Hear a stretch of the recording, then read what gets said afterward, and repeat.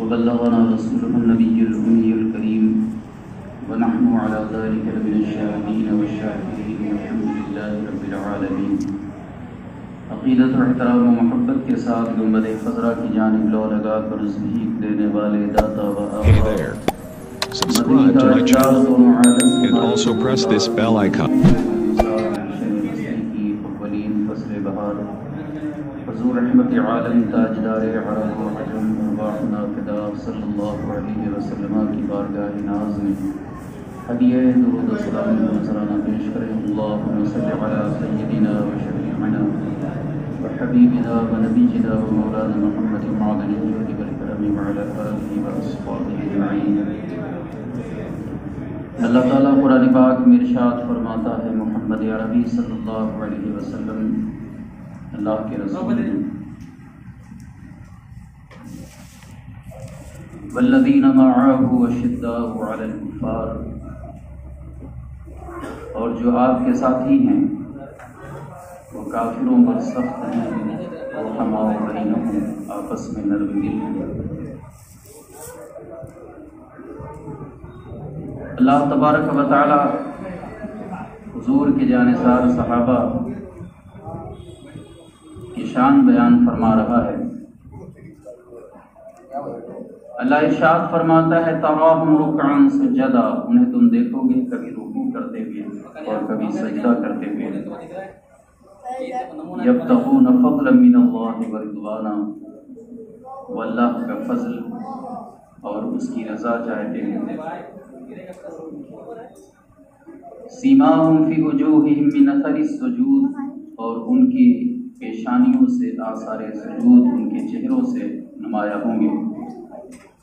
ذالک مثلہم فی التوراۃ ومثلہم فی الانجیل، یہ ان کی مثالیں تورات میں بھی ہیں اور انجیل میں بھی ہیں۔ نبی پاک رحمت عالم صلی اللہ علیہ وسلم کی رسالت مبارکہ، آپ کی نبوت کا اعلان اللہ تعالیٰ قرآن پاک میں فرما رہا ہے۔ رحمت عالم صلی اللہ علیہ وسلم کی رسالت، آپ کی نبوت صرف ہمارے لیے نہیں بلکہ دنیا کی ہر مخلوق کے لیے نبی پاک رحمت عالم صلی اللہ علیہ وسلم رسول Subscribe to my channel اور and اللہ also نے press آپ this bell icon. تمام مخلوق کا رسول بنا کر بھیجا۔ دنیا کی ہر شے، ہر چیز جانتی ہے کہ محمد عربی صلی اللہ علیہ وسلم اللہ کے رسول ہیں۔ اسی لیے نبی پاک رحمت عالم صلی اللہ علیہ وسلم نے جب کسی درخت کو حکم فرمایا تو دنیا میں کسی نے یہ نہیں دیکھا ہوگا کہ کوئی پیڑ کسی کی بات مانتا ہو، اس لیے کہ نہ اس کے اندر جان ہوتی ہے، کہ وہ نہ زبان ہوتی ہے، نہ وہ بول سکتا ہے، نہ وہ چل سکتا ہے، وہ صرف ایک درخت ہے، ایک پیڑ ہے، وہ اس کے اندر چلنے کی، بولنے کی طاقت نہیں ہے۔ لیکن میرے نبی کی شان یہ ہے کہ حضور رحمت عالم صلی اللہ علیہ وسلم کے حکم پر پیڑ پودے بھی چلتے ہوئے نظر آئے، اور حضور رحمت عالم صلی اللہ علیہ وسلم کی نبوت کی، آپ کی رسالت کی گواہی انہوں نے دی، آپ کا کلمہ انہوں نے پڑھا۔ اللہ کے محبوب صلی اللہ علیہ وسلم کی یہ شان ہے جو اہل مکہ نے دیکھا، جو اہل مدینہ منورہ نے دیکھا، اور جہاں جہاں اللہ کے محبوب صلی اللہ علیہ وسلم تشریف لے گئے انہوں نے یہ منظر دیکھا کہ جو کام کوئی نہیں کر سکتا ہے وہ کام میرے آقا صلی اللہ علیہ وسلم کی دعا سے ہو گیا۔ حضور نبی پاک رحمت عالم صلی اللہ علیہ وسلم جہاں بھی تشریف لے گئے، اللہ کے رسول صلی اللہ علیہ وسلم مدینہ شریف میں تشریف لائے، وہاں پانی پینے کے لیے کوئی میٹھا کنواں نہیں تھا۔ اللہ کے محبوب صلی اللہ علیہ وسلم ایک کنویں کے پاس قیام فرماتے ہیں، اور حضور رحمت عالم نے اپنا لعاب دہن شریف، یعنی حضور نے اس کنویں کے اندر جب تھوک دیا تو پورے کنویں کا پانی آج تک میٹھا ہے۔ اگر کسی دوا سے کوئی چیز میٹھی کر دی جائے تو ہمیشہ میٹھی نہیں رہے گی وہ، لیکن یہ نبی کی شان ہے، یہ حضور کا معجزہ ہے وہ کنواں آج بھی مدینہ شریف کے اندر ہے جو کھارا تھا، لیکن میرے آقا صلی اللہ علیہ وسلم نے جب اپنا لعاب دہن شریف ڈالا تو وہ کنویں کا پانی میٹھا ہو گیا۔ حضور رحمت عالم صلی اللہ علیہ وسلم سے کائنات کا ہر ذرہ محبت کرتا ہے، پیڑ پودے جانور انسان سب حضور سے محبت کرتے ہیں۔ انسانوں جنوں میں سے میرے آقا فرماتے ہیں کہ ہر شے مجھے جانتی ہے، مجھے جن بھی جانتے ہیں اور انسان بھی جانتے ہیں کہ میں اللہ کا رسول ہوں، مگر جو ظالم ہیں جو کافر ہیں وہ میری نبوت کے منکر ہیں، وہ میری نبوت و رسالت کا انکار کرتے ہیں۔ اللہ کے رسول صلی اللہ علیہ وسلم جو نبیوں کے امام ہیں اور جن کی شان اللہ تعالیٰ نے بلند فرمائی، اس محبوب کے مقام اور منصب میں کیا فرق ہوگا جس کے درجے کو میرے رب نے بلند فرمایا ہے۔ ورفعنا لک ذکرک کا ہے سایہ تجھ پر، ذکر اونچا ہے تیرا، بول ہے بالا تیرا۔ تو گھٹائے سے کسی کے نہ گھٹا ہے نہ گھٹے، جب پڑھائے تجھے اللہ تعالیٰ تیرا۔ جب حضور کی شان رب نے بلند کی ہے، اللہ تعالیٰ نے جب اپنے محبوب کے درجے کو بلند فرمایا تو کسی کے کچھ بولنے سے اور کہنے سے حضور کی شان میں کوئی فرق نہیں پڑتا۔ آپ اللہ کے رسول ہیں اور یہ آپ کی محبوبیت کی علامت ہے۔ حضرت امام بہیقی نے ایک واقعہ نقل فرمایا، فرماتے ہیں کہ اللہ کے رسول صلی اللہ علیہ وسلم تشریف فرما تھے۔ نبی کریم رحمت عالم صلی اللہ علیہ وسلم اپنے صحابہ کے مجمع میں Hey there. تشریف فرما تھے۔ Subscribe to my channel and also press this bell icon. حضرت عبداللہ ابن عمر رضی اللہ تعالیٰ عنہ نے اس واقعے کو بیان فرمایا، فرماتے ہیں کہ رحمت عالم صلی اللہ علیہ وسلم کے نورانی مجمع کے قریب سے ایک اعرابی کا گزر ہوا۔ اس نے اللہ کے رسول صلی اللہ علیہ وسلم کو دیکھا اور اس نے دیکھا کہ چاروں طرف سے لوگ گھیرے ہوئے بیٹھے ہیں، تو اس نے پوچھا کہ یہ کون ہے؟ صحابہ کرام نے فرمایا کہ یہ اللہ کے رسول ہیں، اللہ کے پیغمبر ہیں۔ اعرابی اللہ کے محبوب صلی اللہ علیہ وسلم کو دیکھ کر کہنے لگا کہ مجھے لات و عزا کی قسم ہے، یہ ان کے بتوں کا نام ہے، میں اس وقت تک آپ پر ایمان نہیں لاؤں گا۔ وہ جنگل سے ایک گوہ پکڑ کے لا رہا تھا جو بڑی طاقتور ہوتی ہے، گوہ بہت طاقتور ہوتی ہے۔ چور ڈاکو بدماش پہلے ڈاکہ ڈالنے کے لیے گوہ کا ہی استعمال کیا کرتے تھے، بہت طاقتور ہوتی ہے۔ اس نے زمین پر اس کو رکھا اور کہنے لگا کہ جب تک یہ گوہ آپ کو نبی نہ مانے ہم آپ کی نبوت ہرگز تسلیم نہیں کریں گے۔ اللہ کے رسول صلی اللہ علیہ وسلم اس بے زبان سے مخاطب ہوئے جو بولنے کی طاقت نہیں، جانور کیا بولے گا، اور اگر وہ بولتا بھی ہے تو جانور کی زبان کوئی کیا سمجھے گا۔ اللہ کے محبوب صلی اللہ علیہ وسلم کی یہ شان ہے کہ حضور جانوروں کی بھی زبان سمجھتے ہیں۔ آپ نے اس سے فرمایا کہ اے گوہ تو یہ بتا کہ میں کون ہوں۔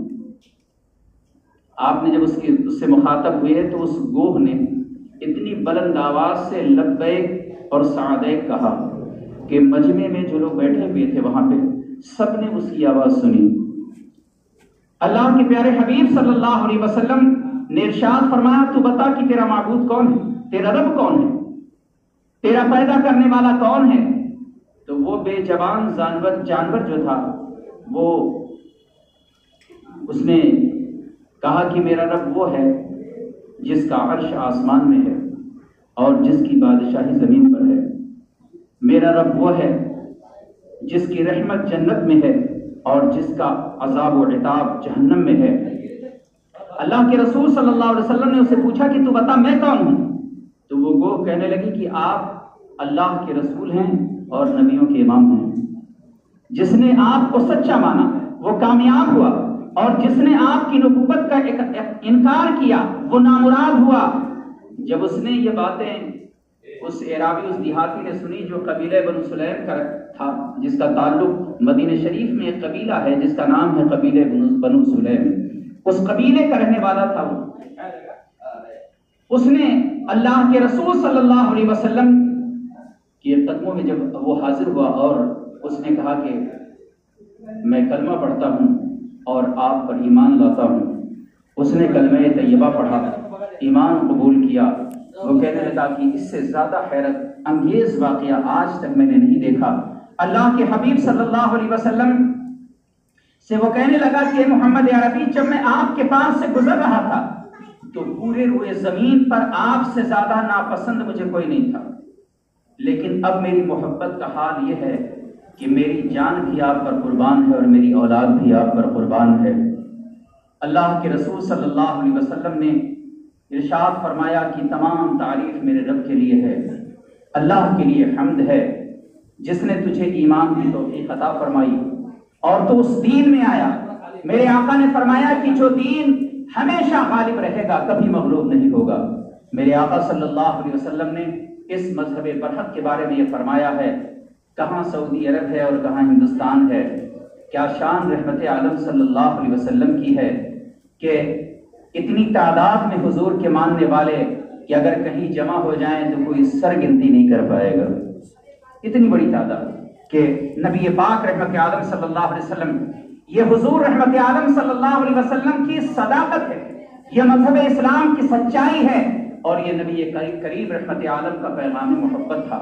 جب اس نے کلمہ طیبہ پڑھا تو میرے آقا صلی اللہ علیہ وسلم نے صحابہ سے فرمایا کہ یہ قبیلہ بنو سلیم کا بڑا غریب آدمی ہے۔ Hey there, subscribe to my channel and also press this bell icon. بہت کچھ اسے دیا، جس کے پاس جو تھا اس نے پیش کیا۔ حضرت عبد الرحمن ابن عوف جو بڑے مالدار ہیں صحابہ میں، انہوں نے 10 اونٹنیاں اسے دی اللہ کے محبوب صلی اللہ علیہ وسلم سے۔ یہ تمام اس کے بعد اللہ کے پیارے حبیب صلی اللہ علیہ وسلم نے اسے سورہ فاتحہ اور سورہ اخلاص سنایا، یعنی قل هو اللہ شریف سنایا، اور الحمدللہ رب العالمین جو سورہ فاتحہ جسے کہتے ہیں، حضور نے یہ 2 سورتیں اس کو سنائی۔ تو وہ عربی جو عربی تھا، عربی مدینہ شریف کا رہنے والا، جس کی زبان عربی، جس نے واقعات عربی کی سنے، جس نے بڑے بڑے شاعروں کی شاعری سنی اور جس نے بہت سارے کلام سنا، عربی کہنے لگا کہ یہ محمد عربی صلی اللہ علیہ وسلم، میں نے بہت بڑے بڑے کلام بھی سنے ہیں، بڑے طویل کلام سنے ہیں اور مختصر کلام بھی سنا ہے، لیکن قسم ہے اس رب کی جس نے آپ کو رسول بنا کر بھیجا، اتنا فصیح و بلیغ کلام میں نے آج تک نہیں سنا۔ وہ کہنے لگا کہ ایسا کلام میں نے آج تک نہیں سنا۔ اور یہ شان قرآن پاک کی ہے کہ اللہ کے پیارے حبیب صلی اللہ علیہ وسلم پر کتاب نازل ہوئی، نہ جانے کتنے لوگ عرب کے رہنے والے اسی کلام کو سن کر دامن اسلام سے وابستہ ہو گئے۔ قرآن پاک سن کر، اللہ کا مبارک کلام سن کر، یہ قرآن عظیم ہے، اور جس نبی پر یہ قرآن نازل ہوا ہے یہ قرآن بھی سچا ہے، اور جس نبی پہ اتارا گیا وہ محبوب بھی سچا ہے۔ وہ نبی جس کی شان یہ ہے کہ جسے جانور جسے سجدہ کرتے ہوں، جانور جسے سلام کرتے ہوں، جانور جس پر ایمان لاتے ہوں، جب بے زبان جانور مصطفیٰ سے اتنی محبت کرتے ہیں تو جو نبی پاک رحمت عالم کے غلام ہیں، جنہیں اللہ نے عقل بھی دی ہے، دماغ بھی دیا ہے، دل بھی دیا ہے، تو اعلیٰ حضرت اس لیے کہتے ہیں کہ دنیا میں ہر شخص کا دل و دماغ کسی اور کے لیے ہوتا ہے، لیکن نبی کے غلاموں کا دل و دماغ تو اللہ کے محبوب صلی اللہ علیہ وسلم کی محبت کے لیے ہے۔ اس لیے فرماتے ہیں کہ جان و دل، ہوش و خرد سب تو مدینے پہنچے، تم نہیں چلتے رضا سارا تو سامان گیا۔ حضور نبی پاک صلی اللہ علیہ وسلم سے محبت کرنے والوں کا حال یہ ہے کہ جب وہ اپنے نبی کا ذکر سنتے ہیں، ابھی تو وہ بیٹھا ہے، بے خبر ہے، اسے کچھ نہیں ہوش ہے، دنیا میں معاملات میں پھنسا ہوا ہے، دنیا کی محبت میں گرفتار ہے، کبھی وہ مال سے محبت کرتا ہے، کبھی وہ اپنے گھر سے محبت کرتا ہے، کبھی اولاد سے کرتا ہے، لیکن یہ مسلمان کی پہچان ہے، جب نبی کی محبت کی بات آتی ہے تو دنیا کے تمام رشتے وہ بھول جاتا ہے۔ وہ کہتا ہے کہ ہماری زندگی تو ہمارے رب کے لیے ہے اور ہمارے رسول صلی اللہ علیہ وسلم کے لیے ہے۔ نبی پاک صلی اللہ علیہ وسلم کی محبت، نبی کا عشق، یہ اصل ایمان اور جان ایمان ہے، جس کا اظہار مسلمان ہمیشہ کرتا ہے اور قیامت تک کرتا رہے گا۔ یہی وہ مذہب حق ہے جس کے بارے میں میرے آقا نے فرمایا کہ یہ وہ دین ہے جو ہمیشہ غالب رہے گا، کبھی مغلوب نہیں ہوگا۔ دنیا بھر میں مسلمان ہیں، کوئی جگہ ایسی نہیں، کوئی علاقہ ایسا نہیں جہاں مسلمان آباد نہ ہوں، لیکن ہمیں یہ چاہیے کہ ہم اپنی زندگی، اپنا کردار اسلامی بنائیں۔ ہم نے جو اپنی زندگی تبدیل کر دی، آج جو مسلمانوں کے حالات ہیں، بے عملی ہے، بد کرداری ہے، ہمیں اللہ کی کے دربار میں اس سے تائب ہونا پڑے گا، توبہ کرنے کی ضرورت ہے۔ دنیا کی وہ تمام خرافات چھوڑ دیں، دنیا کی وہ تمام بری عادتیں ترک کر دیں جس سے اللہ کے پیارے حبیب صلی اللہ علیہ وسلم کے دربار میں جب پیش ہوں تو ہمیں شرمندگی نہ اٹھانا پڑے۔ آپ بتائیے کہ مجرم اللہ کی بارگاہ میں کیسے پیش ہوگا جس نے پوری زندگی گناہ کیا ہو؟ اسی لیے جب اللہ کے دربار میں لوگ پیش ہوں گے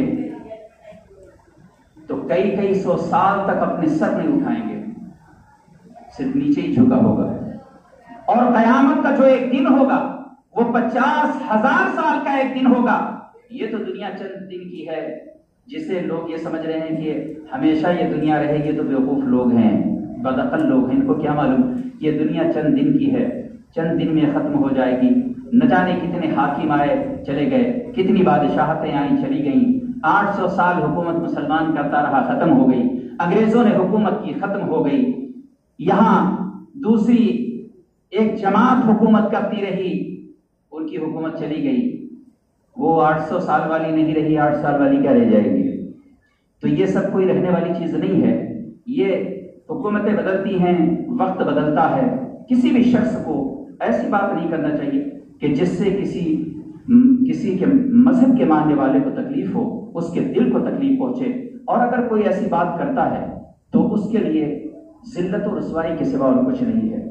صبر کرنا چاہیے، اللہ تعالیٰ کو صبر پسند ہے، ہنگامے شور شرابے یہ اللہ کو پسند نہیں ہے، اور نہ فساد برپا کرنے والے اللہ کو پسند ہیں۔ اور آپ کر کے بھی کیا کر لیں گے؟ اس سے کیا حاصل ہوگا؟ کچھ نہیں حاصل ہوگا۔ یہ تو چاہتے ہیں، ان کا تو مقصد ہی یہی ہے کہ یہ بکواس کریں، اس کے بعد مسلمان جو ہے وہ راستوں پہ نکلے، پتھر مارے اور یہ توڑ پھوڑ کرے، اور اس کے بعد یا تو پولیس گولی چلائے گی جو ان کے لیے سب سے آسان کام ہے۔ ابھی ہنگامہ ہو رہا ہے، میں نے پیپر میں پڑھا کہ بہار میں ٹرین جل گئی، پتہ نہیں کتنا ہنگامہ ہوا، توڑ پھوڑ ہوئی، ہزاروں لوگ ہنگامہ کر رہے ہیں، نہ تو ان پر کوئی گولی چلا رہا ہے، نہ انہیں کوئی ان کے اوپر کوئی سختی ہو رہی ہے۔ یہ اس ملک کا نظام ہے، ہمیں اس سے اندازہ لگا لینا چاہیے کہ ہم کو یہ بات ثابت کرنا ہے کہ ہم فساد اور دنگے کے لیے نہیں ہیں، ہم تو اپنے نبی کی محبت کا اعلان کرنے کے لیے ہیں۔ عشق رسول صلی اللہ علیہ وسلم ہمارے سینوں میں ہے، اور یہ عشق وہ ہے کہ جو مرتے دم تک ہمارے سینے سے نہیں نکلے گا۔ ہماری زندگی کا مقصد ہی حضور نبی پاک صلی اللہ علیہ وسلم کی محبت ہے، اور اللہ کی بندگی ہے، اس کی عبادت ہے۔ ہم اللہ کی عبادت کرنے والے اور اپنے نبی سے محبت کرنے والے یہ کتنے فساد کرنا اور دنگے کرنا اور پتھر مارنا اور یہ کرنا، یہ کوئی مسلمان کا کام نہیں ہے، اور اس کی اجازت تو کوئی بھی پڑھا لکھا شخص یا جو مذہب اسلام کو سمجھتا ہے وہ ہرگز اس کی اجازت نہیں دے گا۔ یہ بات بالکل غلط ہے، اور کوئی بھی کہیں بھی ہو، یہ تو بہانہ صرف ڈھونڈتے ہیں، ان کو بہانہ چاہیے۔ انہوں نے جس نے کیا اس کو تو کچھ نہیں ہوا، پورے ہندوستان میں 2 لوگوں نے مل کر آگ لگا دی، ان کو کچھ آج تک ان کو کچھ بھی نہیں ہوا ہے، نہ ان کو گرفتار کیا گیا، جن کی وجہ سے ہوا لوگ مر گئے، لوگوں کے گھر توڑ دیے گئے، تکلیف بھی ہم کو ہی پہنچانا ہے، مکان بھی ہمارا ہی توڑنا ہے۔ یہ ہے ہندوستان، یہ ہے اس کا نظام، اور یہ سارا جو کچھ سیکھا ہوا ہے یہ اسکیم ساری جو ہے نا اسرائیل کی ہے، لیکن یہ اسرائیلی اسکیم زیادہ دنوں تک نہیں چلے گی۔ انشاءاللہ ہمارا صبر ہی تمہیں تباہ کر دے گا، ہم صبر کریں گے، ہمارا صبر تمہیں تباہ کر دے گا۔ دنگے فساد کرا کے کوئی حکومت چلانا یہ کوئی اچھے حاکم کی پہچان نہیں ہے، یہ تو کوئی بھی کر سکتا ہے، لڑاتا رہے، ہندو مسلمان لڑتے رہے، حکومت چلتی رہے، کچھ ایک لفظ کہہ دیا، وہ کبھی ہندو ناراض ہو گیا، کبھی مسلمان ناراض ہو گیا، اور دونوں میں۔ اس لیے لوگوں کو یہ چاہیے کبھی کسی مذہب کے بارے میں ایسی کوئی بات اپنی زبان سے کہنے نہیں چاہیے، اس لیے کہ ہندوستان میں ہر مذہب کے ماننے والے لوگ موجود ہیں، تو کسی مذہب کے ساتھ اور میں یہ بہت سارے لوگ بدتمیزی کرتے ہیں، کسی نے کیا کہا، جو کہا ہے اس کا انجام وہ خود بھگتے گا، لیکن کسی مسلمان کو حق نہیں ہے کہ کسی عورت کو غلط بات کرے، اس کو گالیاں دے، اس کے ایسی باتیں کرے جو ہمارے مذہب کے اندر نہیں ہے، یہ اسلام کے اندر نہیں ہے کہ کسی کو گالی دینا، کسی کو غلط بات کرنا، یہ مذہب اسلام نے ہم کو نہیں سکھایا ہے۔ مذہب اسلام وہ ہے جو قاتلوں کو معاف کرتا ہے، میرے آقا صلی اللہ علیہ وسلم مکہ شریف میں جب مکہ فتح ہوا تو لوگوں نے سوچا کہ آج تو مسلمان ہر ایک سے بدلہ لے گا، اور صحابہ نے کہا کہ آج بدلے کا دن ہے، صحابہ کہتے تھے بدلے کا دن ہے، لیکن میرے آقا نے فرمایا کہ آج اللہ کی رحمت کا دن ہے، آج کسی سے کوئی بدلہ نہیں لیا جائے گا، یہ بدلہ لے رہے ہیں، یہ ان پر ظلم کسی اور نے کیا، بدلہ مجھ سے لے رہے ہیں، تو یہ بدلہ کیا درست ہے؟ کسی نے اگر تم کو ستایا، تمہاری قوم کو ستایا، وہ تو دنیا سے چلا گیا، اور یہ بدلہ کسی اور سے لینا یہ تو کوئی انصاف نہیں ہے، اور ایسی حکومتیں زیادہ دن نہیں چلتی ہیں۔ اللہ تبارک و تعالی ظالموں کی پکڑ فرمانے والا ہے، وہ فرماتا ہے کہ مجھے ظالم پسند نہیں ہے، اللہ ظالموں کو پسند نہیں کرتا، اللہ تو عدل و انصاف کرنے والوں کو پسند فرماتا ہے، اور کسی ظالم کی حکومت کبھی نہیں رہی۔ یزید نے اتنا ظلم کیا تھا امام حسین پر، کیا اس کی حکومت رہے گی؟ ایک شخص نہیں جو اس کا نام لیتا ہو، سب لعنت بھیجتے ہیں۔ ایسے نہ جانے کتنے ظالم اس دنیا میں آئے اور اس دنیا سے چلے گئے، ان کا نام لینے والا کوئی نہیں ہے، اور جو عدل و انصاف کر کے جاتا ہے پوری دنیا اسے یاد کرتی ہے۔ حکومت کرنے کے لیے آدمی اچھا کام کر کے بھی حکومت کر سکتا ہے، حکومت چلانے کے لیے کوئی لڑاکی حکومت نہیں ہوتی، اچھا کام کر کے بھی حکومت ہوتی ہے۔ کچھ کام ہوا نہیں، پورا ہندوستان بک گیا، اب دیکھا کہ اب کوئی راستہ تو بچا نہیں، اب کیا کریں؟ مہنگائی آسمان پر ہے، کوئی ذریعہ نہیں ہے، کوئی راستہ نہیں، لوگ پریشان ہیں، 500 کی چیز 1000 کی ہو گئی، 50 روپے والی 100 روپے کی ہو گئی، اب اس پر یہ تمام باتوں سے اگر لوگوں کو بھلانا ہے تو ظاہر سی بات ہے کچھ نہ کچھ تو دنگا فساد کرانا ہی پڑے گا، جبھی تو لوگ بولیں گے۔ تو یہ سب ایک اسکیم ہے جو ورگلانے کے لیے، فساد کرانے کے لیے، فتنہ کرانے کے لیے ہے۔ اس میں ہم کو مسلمانوں کو کبھی نہیں آنا چاہیے، اور نہ ہی کبھی ایسی باتوں کی طرف دھیان دینا چاہیے۔ میں نے حضور کی شان بیان کی کہ مصطفیٰ کی شان وہ ہے کہ جسے جانور سلام کرتے ہیں، نبی کی شان وہ ہے کہ جسے پتھر سلام کرتے ہیں، جسے درخت سلام کرتے ہیں۔ اللہ فرما رہا ہے کہ محبوب میرا رسول ہے جسے اللہ نے منصب رسالت عطا کیا ہے، اس نبی کی شان میں کیا فرق پڑتا ہے؟ اعلیٰ حضرت فرماتے ہیں کہ حضور تو آسمان پر چمکتے ہوئے چاند کے مثل ہیں، تو ہے خورشید رسالت پیارے حضور رحمت عالم صلی اللہ علیہ وسلم خورشید سے مثال دی اعلیٰ حضرت نے، تو ہے خورشید رسالت پیارے، چھپ گئے تیری ضیاء میں تارے، انبیاء اور ہیں سب ماہ پارے، تجھ سے ہی نور لیا کرتے ہیں۔ حضور نبی پاک رحمت عالم کی شان وہی ہے جو اعلیٰ حضرت نے بیان فرمائی، تو اللہ کے رسول صلی اللہ علیہ وسلم کا درجہ بلند ہے۔ میرے آقا صلی اللہ علیہ وسلم کو اللہ نے کیا منصب و مقام عطا فرمایا۔ بخاری شریف کی حدیث کے اندر ہے، حضرت جابر کا واقعہ بیان فرمایا کہ حضرت جابر ایک کئی یہودیوں کا آپ پر بہت سارا قرض تھا آپ کے والد پر، اور وہ جنگ احد کے اندر شہید ہو گئے۔ ان کی شہادت کے بعد یہودیوں نے آپ سے قرض کا مطالبہ کیا کہ تمہارے والد نے ہم سے قرض لیا ہے۔ حالانکہ مسلمانوں کی حکومت تھی، اگر وہ چاہتے تو یہودی کو قرض نہ دیتے، لیکن اسلام نے یہ نہیں سکھایا، اسلام نے یہ نہیں سکھایا کہ اگر کسی یہودی کا قرض ہے، مسلمان نے لیا ہے، حکومت مسلمان کی ہے، تو یہودی کو قرض نہیں لوٹایا جائے گا۔ انہوں نے کہا یا رسول اللہ میں بہت پریشان ہوں اور یہودیوں کا قرض میرے اوپر ہے، مجھے دینا ہے، اور میرے پاس ایک ہی ذریعہ ہے، وہ ہے کھجور، اور اتنا کھجور ہمارے پاس نہیں ہے کہ ہم سب کا قرض ادا کر سکیں۔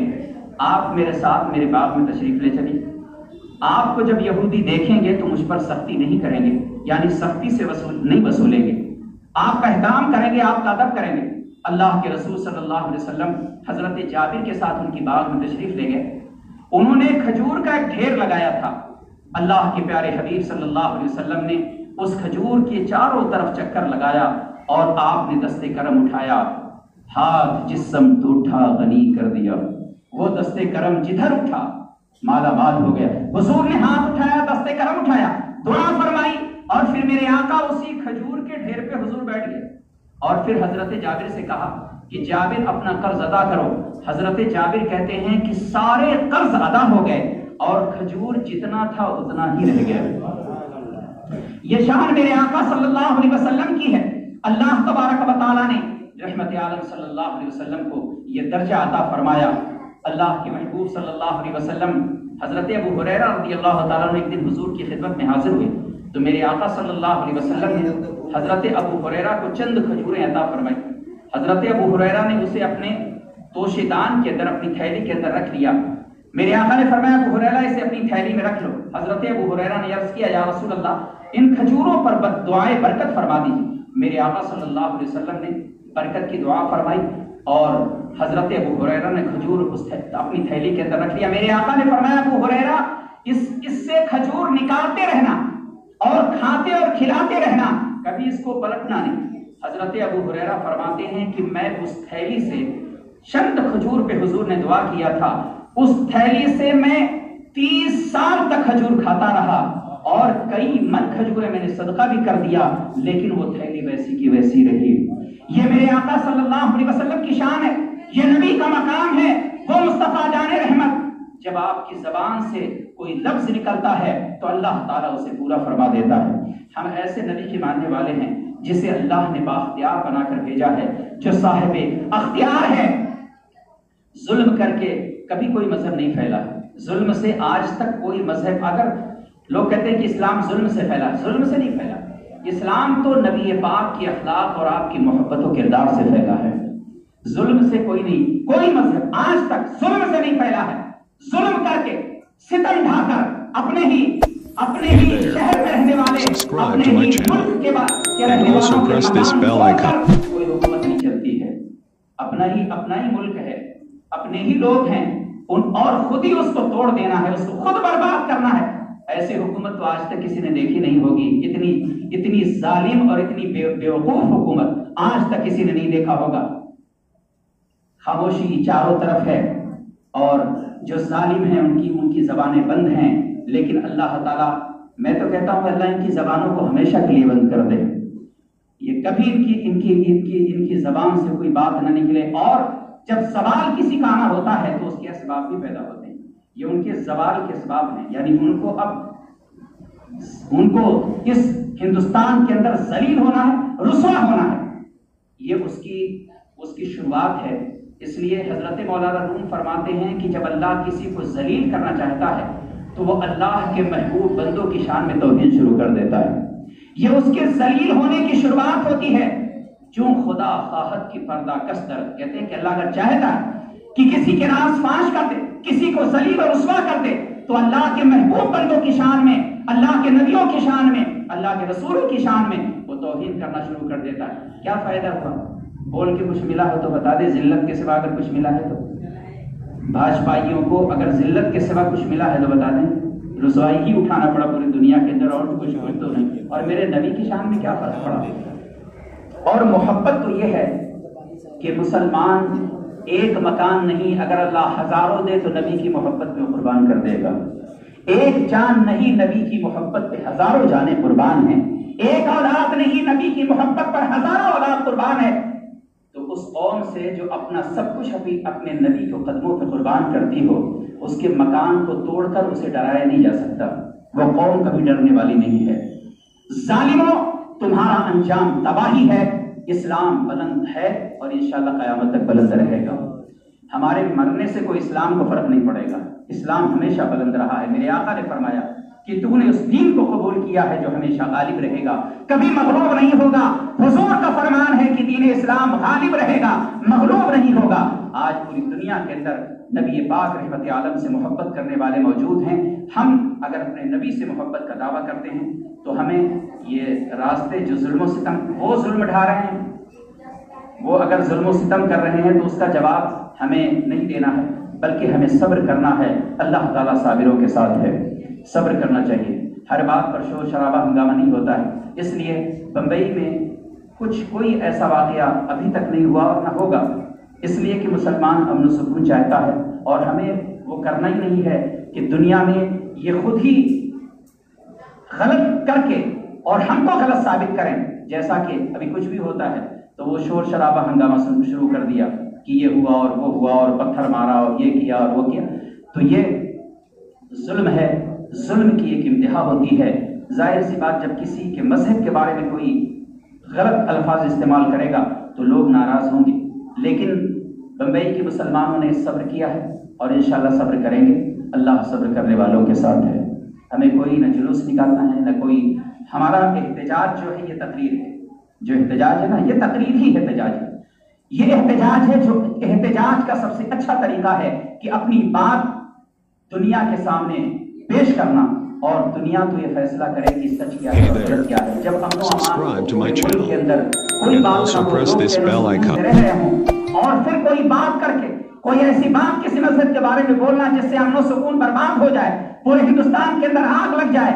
آگ لگانے والے کو تو کچھ نہیں ہوا، اور جس نے اس کے خلاف احتجاج شروع کیا ان کو جیلوں میں ڈالا گیا، ان پہ گولیاں چلائی گئیں، اس لیے کہ مسلمان اس وقت یہاں کمزور ہے. جو کمزور پر ہر ظالم ظلم کرتا ہے، مسلمان مجبور ہے، مجبور پر پوری دنیا ظلم کرتی ہے. انہیں معلوم ہے کہ مسلمان کے پاس کوئی فوج نہیں ہے، کوئی طاقت نہیں ہے، کوئی اسلحہ نہیں ہے، کوئی لڑنے کی طاقت نہیں ہے، لیکن ہمارے پاس ایک بہت بڑی طاقت ہے، وہ ہمارے رب کی طاقت ہے، وہ اللہ کی طاقت ہے جو سب سے بڑی ہے، اور وہ صبر کی طاقت ہے جو سب سے بڑی ہے.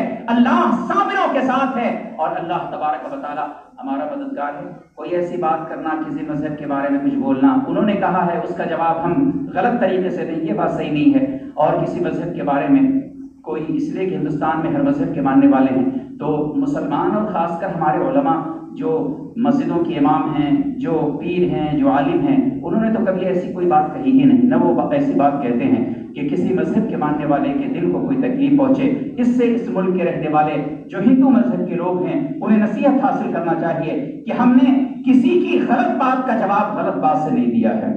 انہوں نے غلط کہا لیکن اس کا جواب کسی ہمارے عالم نے غلط طریقے سے نہیں دیا ہے. ہمیں یہ چاہیے کہ ہم صبر کریں، اللہ صابروں کے ساتھ ہے. اس ملک میں امن و امان قائم رکھنا یہ صرف یہاں کی حکومت کی ذمہ داری نہیں ہے، بلکہ ہماری بھی ذمہ داری ہے کہ امن و امان قائم رہے، اور اللہ امن و امان کو پسند فرماتا ہے. فتنہ و فساد یہ چیز اللہ کو پسند نہیں ہے، اور جو ظلم کر رہے ہیں اللہ تعالیٰ ان کی سخت پکڑ فرمانے والا ہے، اور جب اس کی پکڑ آئے گی تو کوئی بچ نہیں سکے گا.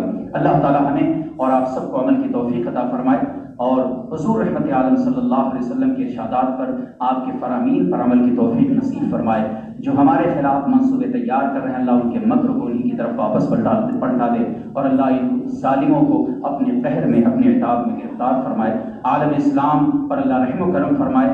ہمارے جان و مال اور تمام عالم کے مسلمانوں کی جان و مال، عزت و آبرو کی اللہ حفاظت فرمائے، اور ظالموں شیطانوں کو اللہ اپنے قہر میں گرفتار فرمائے.